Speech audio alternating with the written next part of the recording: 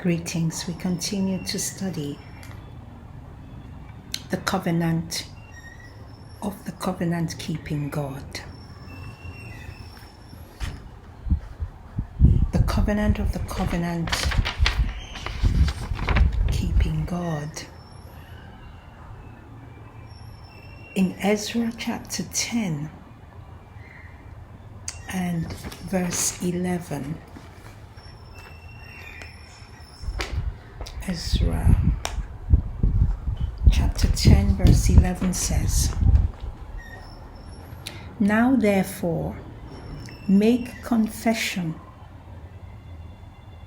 unto the Lord God of your fathers, and do his pleasure, and separate yourselves from the people of the land and from the strange wives." Make confession unto the God of your fathers, the God who is your source and origin and who planned your being and the course and direction and product of your life. Make confession and do his pleasure, and separate yourselves from the common people, from the people of the land and their behavior, culture, practices, the things that they esteem and give weight to. Separate yourselves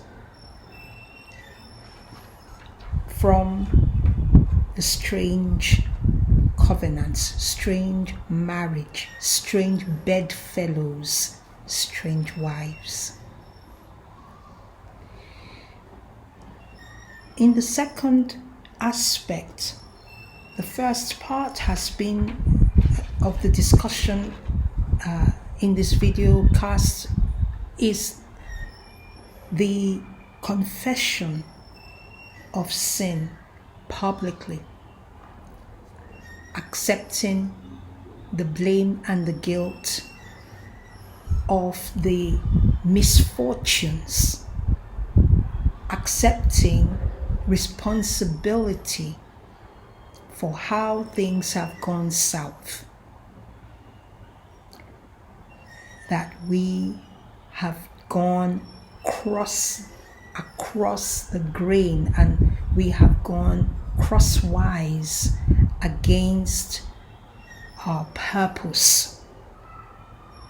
Confess your sin to the God of your fathers. The second part was do his pleasure. What is the pleasure of God? Revelation chapter 4 verse 11, John in vision saw the people before the throne, the beings and spirits before the throne of God. He heard them saying these words in Revelation 4:11, "Thou art worthy, O Lord, to receive glory and honor and power, for thou hast created all things, and for thy pleasure they are and were created." We were not created for our own enjoyment. Nothing in creation was made for its own satisfaction. Before the throne of Almighty God, creator of heaven and earth and maker of all things, the singing of his praise by the beings and the spirits that are around the throne is that he has created all things, and they are in existence, and they were created for his pleasure. What is it that gives God pleasure? What is it that he enjoys? What pleases God?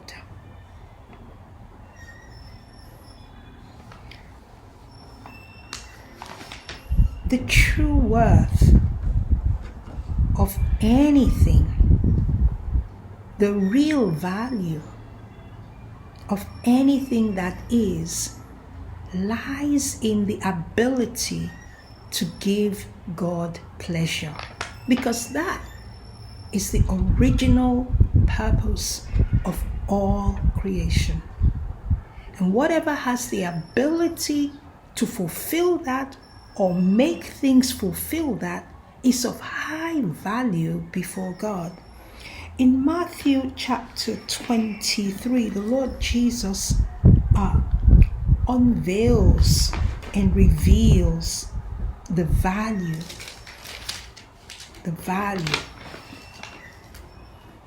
of a thing created, anything that exists. Matthew chapter 23, verse 16 to verse 19 says,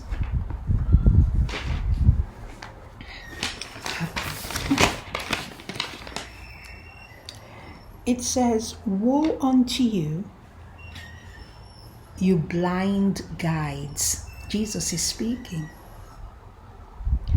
"Which say, whosoever shall swear by the temple, it is nothing. But whosoever shall swear by the gold of the temple, he is a debtor. You fools and blind. For whether is greater, the gold or the temple that sanctifies the gold? And whosoever shall swear by the altar, it is nothing. But whosoever swears by the gift that is upon the altar, he is guilty. You fools and blind, whether is greater, the gift or the altar that sanctifies the gift?" And so, by the teaching of the Lord Jesus, whatever is able to sanctify, which is to separate something for the pleasure of God, that is the true great thing. That is the worthy thing. The blind guides, they set value by human standards, by what satisfies people. People are satisfied by not only the beauty of gold, but the power of gold to convert and bring food and clothes and land and respect to man. The buying power of gold. For a man to possess gold, to have gold in his possession, is considered a good thing, a thing of joy, but not before God. And so the blind guides, Jesus says, they valued the gold above the actual temple. And Jesus taught that the gold means nothing if it's not fulfilling God's initial, original purpose for creating gold, which is to bring pleasure to God. And since the temple is able to convert gold into a thing that will bring pleasure to God, then the temple has greater value than the gold. The temple sanctifies the gold. Man loves to be filled with good food. And the smell of a roast is a welcome and a welcoming scene and a welcoming thing among people, but not before God. The blind guides valued the smell of the roast, the sacrifice, the barbecue. They valued it above the altar. Even as we see today, a party, a church party,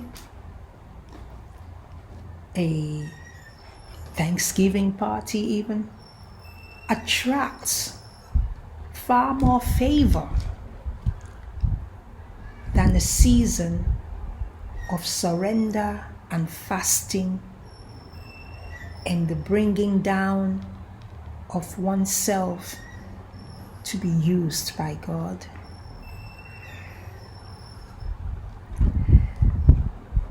Jesus says it is that place of sacrifice, the altar, that makes the meat and the food serve its original purpose, to please God. And therefore the altar has higher value than the sacrifice.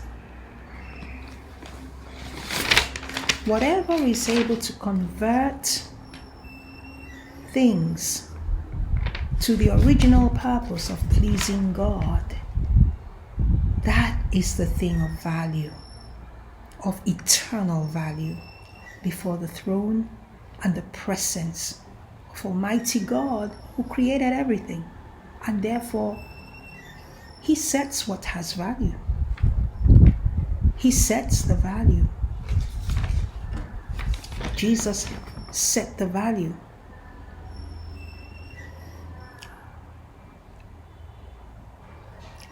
The eyes of the Lord are in every place, but the throne, the weight of glory of God, doesn't rest in every place.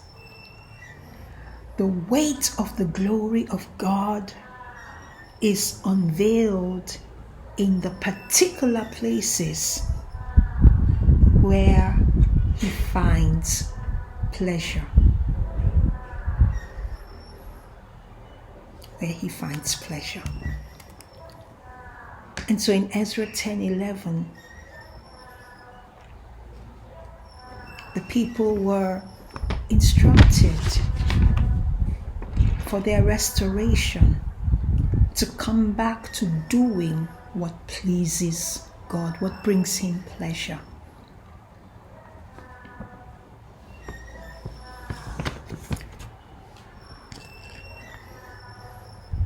In Mark chapter 12 and verse 33, in a conversation with the Lord Jesus Christ, these words were spoken. Mark 12 and verse 33.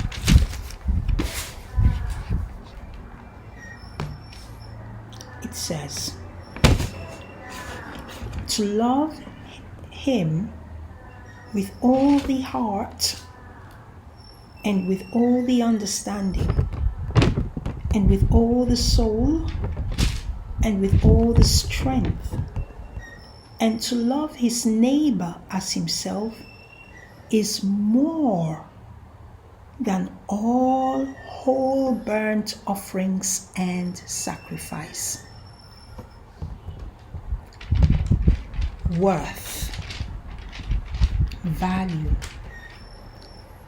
To love God wholeheartedly and to love one's neighbor sacrificially, sacrificing oneself to do for our neighbor, even to the part of taking what we want and blessing our neighbor, is worth more than any offerings, sacrifices, whole burnt offerings. Whole burnt offering means nothing to the Lord God without the sacrifice of love for our neighbor. Value and what pleases God.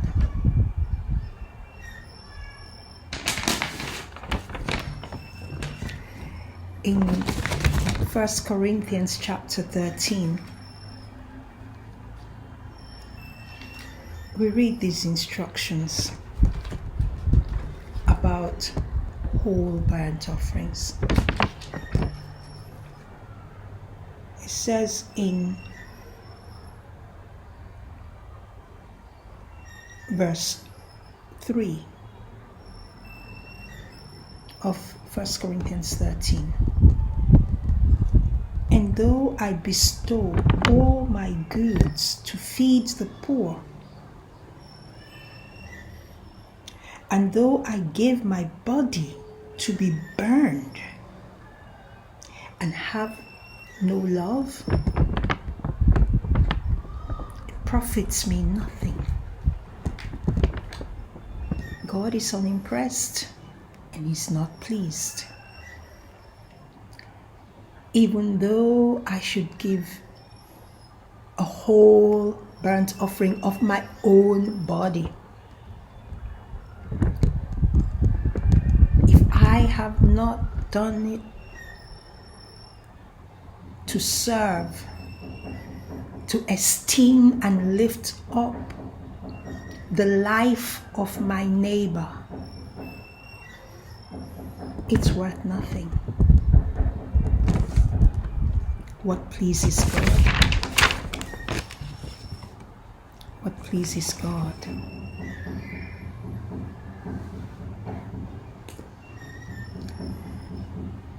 Three times these are recorded in Scripture. Hosea chapter 6 and verse 6 was recorded by the prophet Hosea and repeated by the Lord Jesus 2 times. Hosea chapter 6. Let's find it.